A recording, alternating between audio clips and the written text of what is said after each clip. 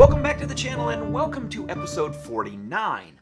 Today we're going to review the Samsung RD28R7551SG 28 cubic foot 2-door 2-drawer refrigerator. Yeah, right. Like you're going to just come out right away and tell us what the product is that we're reviewing right off the bat. I'm not buying it. What's the angle here? What's the pun? What are you working at here? No angle or pun here, Keith. I just thought I'd come right out and jump into the topic and get things rolling. What? Really? Yes, really. No catch. Yeah, okay. I'm not sure about that. Seems a little fishy, but anyway, here goes. So, on this fridge review, what prompted you to go fridge shopping in the first place? Well, we purchased a Samsung 4-door refrigerator a couple years ago. And what we didn't know at the time, but we would soon discover, is that there is a serious issue with the ice maker. As a matter of fact, if you go online and you search, you can find all sorts of bad reviews about that from frustrated consumers. Okay, yeah, I kind of remember you talking about that. So, yeah, it seems like this fridge review is becoming more and more legit. Keith, it's totally legit. This is our topic today. So anyway, fortunately, when we purchased the fridge, we also purchased an extended warranty. And after like 4 or 5, maybe even more, I kind of lost track of the number of repair visits they made. The warranty company finally just came out and wrote us a check for the unit, for the entire purchase amount, and declared it unfixable. Wait, I think I'm processing what you just said here. I think I was waiting for you to reveal what the trick was. But if I understood, your warranty repair company declared the unit unfixable, your old Samsung, and your new refrigerator is also a Samsung? Do I have that right? Yes, it is. And let me just head you off at the pass for your next question, because I know what it's going to be for a fact. Okay. The original Samsung that we purchased, the 4-door unit, we absolutely loved that fridge. Well, except for the ice maker with the really, really bad problems, right? Really bad. And so we were shopping for the new fridge and actually kind of hoped we could get that same unit, but maybe with like a redesigned ice maker. And that turned out not to be something we could do. But we did find the 2-door, 2-drawer model. And, you know, we were really hopeful that could be the unit. We didn't like the design quite as well, but it was close enough. The thing that kind of, helped us get over any reluctance we had was, originally the Samsung fridges have a 1-year manufacturer warranty. After that, you're kind of on your own. You have to buy an extended warranty if you want to go beyond that. But the ice maker, outside of the rest of the unit, had a 2-year warranty. So they were warranting the main part of the fridge for a year, but the ice maker, they were slapping a 2-year warranty on it. So for us, that kind of said, hey, Samsung's pretty confident they've resolved that issue, and we were willing to, roll the dice between the Samsung 2-year warranty, their confidence there, and then an extended warranty because we bought another one on this unit because the first time paid off in that whole process. Yeah, nice job anticipating that question. You knew exactly where I was going to go. And I could see that, putting myself in your shoes, thinking that Samsung is saying, yeah, just trust us. But if you don't trust us, well, at least we're putting our money where our mouth is. That's exactly right, Keith. So I think my wife would still prefer, that 4-door configuration. I think the thing she really liked was the fact that with those 4 doors, one of the zones, you had what was called the flex zone. So the left-hand side on the bottom was a dedicated freezer, but the right-hand side was a flex zone. And when they say flex zone, what they're meaning is you could have that be refrigeration or freezer space. So it kind of gave you a nice, if you need more freezer space, you can have it as a freezer. If you want it as more refrigerator space, you had the option of making it that. The new one, we've got the 2 doors. It opens up wide, just like the upper level of the 4-door model. We like that wide open space. I think it also helps, in just having that light, flow throughout it, that LED lighting. So that is nice. The first drawer, so the top drawer on the unit, has a flex zone, but not the same way that the original fridge did. So it has a metal adjustable size dictator, right? So it shows you, you can have more space over here or less space over there, however you want to configure that. It's not quite the same, so you can't change the temperature. It's not freezer or refrigerator. It's always refrigerator, but you can change the sizing of those zones. It also works pretty well for, stacking in, soda pops if you want to use it for that. Now, the bottom drawer is dedicated to being a freezer. It's really pretty deep. And what helps, I think, make that space more usable is the fact that along with the deep cavernous space in the freezer, it also has a plastic sliding shelf for organizing. So that way you're not, having to unstack, 6 cartons deep of ice cream to find the one that you want. Yeah, I think I'm envisioning what you're saying about that sliding shelf in the freezer and avoiding the stacking stuff. Although I imagine that stacking is probably still occurring. Spot on, Keith. So you can stack like 3 of those rectangular ice cream containers, right? The quart size underneath that sliding shelf, or 2 of the, the cylinder ones. Or if you want to have something that's, pretty darn tall, you can put that in there and have that depth available. And then that sliding shelf is not as deep as the rest of the drawer, so that's how you push that out of the way and get some clearance in order to see, all the way into those deep caverns of the main freezer area. Okay, so here's another question. So your old Samsung versus your new Samsung fridge, seems like they had different door/drawer kind of configurations to them, but what about the overall unit size? Were they the same size dimensionally overall? Great question, Keith. So the answer is no. The new unit, or the 2-door, 2-drawer unit, is shorter and a little bit deeper than the 4-door unit we had before. As a matter of fact, the 4-door unit was tall enough that we had to actually modify the cabinets above our refrigerator opening in order to have it fit. Had we gone with that 2-door, 2-drawer one in the first place, we never would have had to modify our cabinets in the first place. Once we did get the 2-door, 2-drawer model, we actually modified our cabinets back to their original dimensions. Oh, wow. Okay. So why, just curious, why wouldn't you just leave the cabinets the way they were? I mean, the new fridge would still fit, right? Well, after we modified the cabinets, that was going to require that I order some new smaller doors in order to fit in that new opening.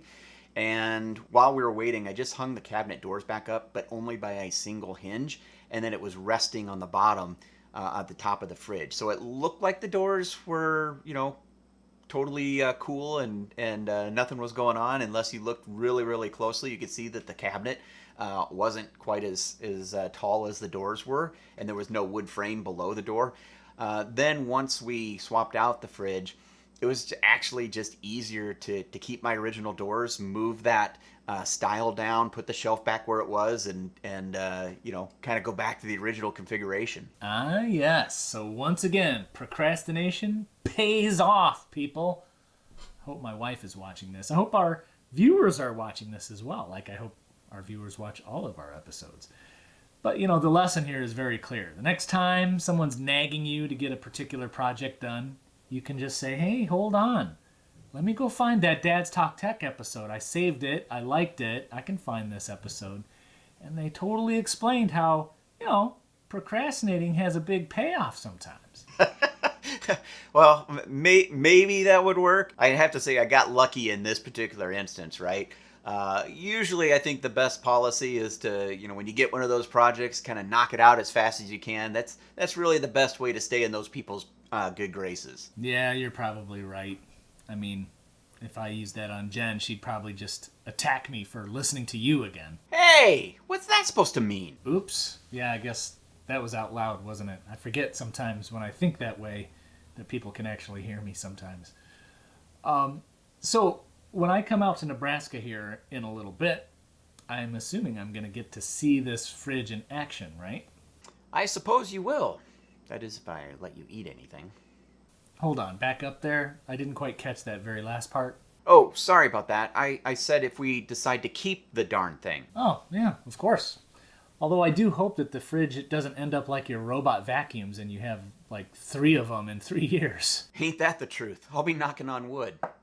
Okay, well, let's discuss the elephant in the room. Not you, Nessa. let's talk about that ice maker.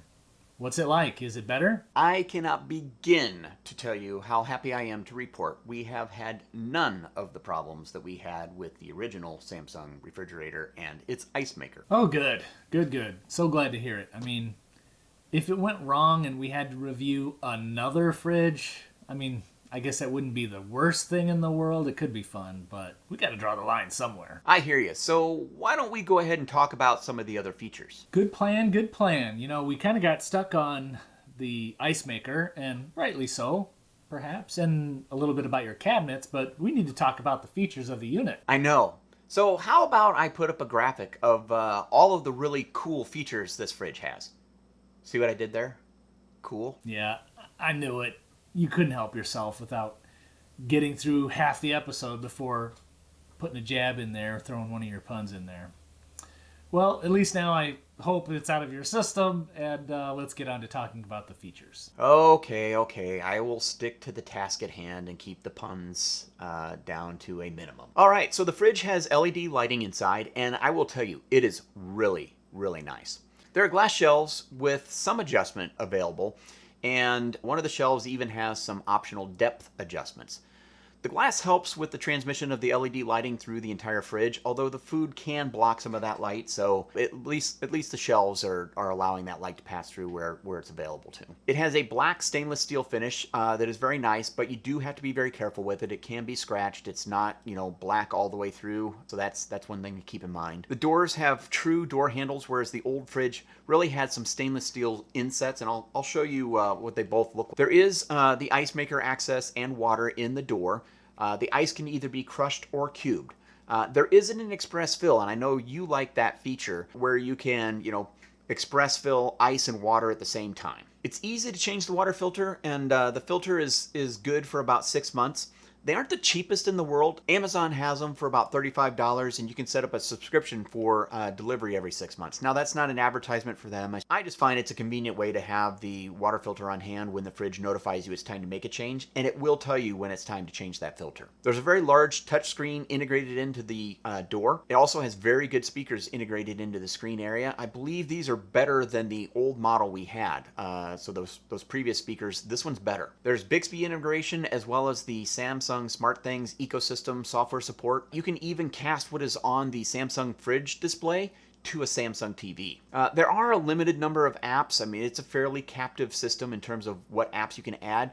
I think the things that are available are going to be the ones that most people are looking for to have on the fridge. The fridge is controlled by an app, and that's where you set the temperature inside and also look at a lot of the different settings from within it. You can also customize how the home screen looks and even display, say, weather information that's animated based on what it's doing outside. So imagine rain on the screen when it's actually raining outside where you live. There's also a camera that you can access remotely to see inside the fridge while you're shopping, for example. So let's say you're at the store and you don't recall if you need milk. You can actually get into the app and then look real time at the fridge and see if you have milk in there or not. Whoa. Holy shnikes. I take it you're impressed with the features. Yeah, no, I am. But isn't that fridge screen a bit of a gimmick? When we bought our first unit, I was concerned about the very same thing. And it didn't stop me from buying the fridge with the integrated screen, but I thought at some point it would kind of, the newness would wear off, and then it would be just like an expensive option that we weren't leveraging.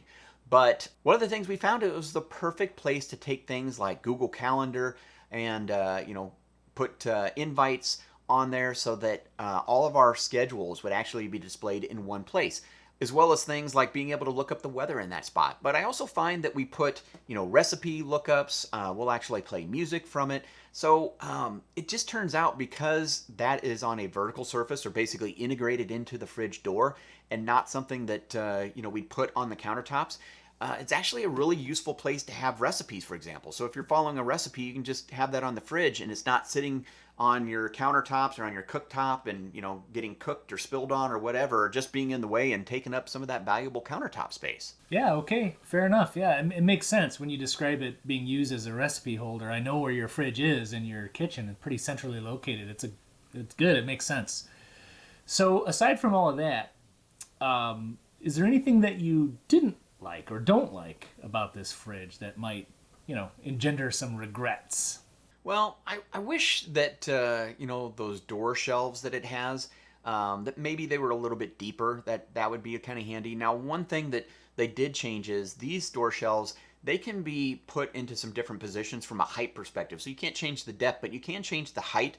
And that was not the case on the original fridge. And that was really problematic, right? So, you maybe have to have one of the shelves in the door be the super tall condiment shelf, for example. Well, you couldn't really designate that on the old fridge. The new one has that capability. So that's been a nice feature that's part of this new one. Also, kind of the main area where we put our juice and milk and those types of things, you can actually slide that back so that it's only a half shelf, so you've got some extra height there. We have a lot of beverages that the kids want to have access to, lemonades and, flavored lemonades and tea and milk, all that stuff. It'd actually be nice if we could have the full depth of the fridge available in that area for the beverages. But other than that, I'd say, really the fridge does a nice job of giving us the ability to organize the food, and that's what you're looking for out of the fridge. Yeah, okay. Well, in the grand scheme of things, that's pretty small stuff that you're talking about there, regret-wise, so that's good. In fact, I'm going to beat you to the button, and I'm going to press the golden ticket. I didn't even realize that we had that as an option, but I guess I do now. Yeah, I guess I just decided to seize the moment. And you know what other moment we need to seize? Would that be the end of the episode moment? Yeah, it would. And frankly, our viewers, you need to seize that like button. I mean, let's face it. You're watching this whole episode. You're still here. It's about a refrigerator. You can't say you didn't like it. So... How about a little something, for the effort, Agreed. But since we haven't monetized yet... There won't be any money. But when you die, on your deathbed, you will receive total consciousness. Yeah, and don't forget the bell either, people. Think of it as the way to not miss the next episode. Kind of like how an alarm keeps you from missing work. Speaking of work, we need to get back to it so we can make more episodes. So, for Keith, Bruce, Nessa, you'll see us on the next episode of Dads Talk Tech.